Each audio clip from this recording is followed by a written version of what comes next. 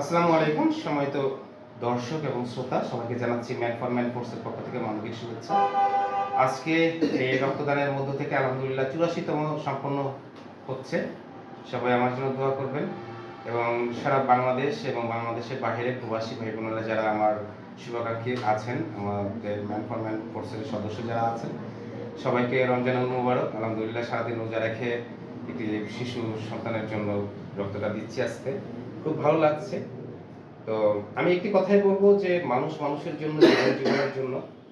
তো একটি মানুষের জীবন বাঁচানোর উসিলা হিসাবে কিংবা একটি মানুষের পাশে দাঁড়ানোর হিসাবে যে মানবিকতার পরিচয় আমাদের, আমরা যে মানুষ, আমরা মুখে বলি যে মানুষ হতে হবে, আসলে মানুষ হতে হবে এই কথাটা মুখে বলা লাগে না, কাজে প্রমাণ করতে হবে।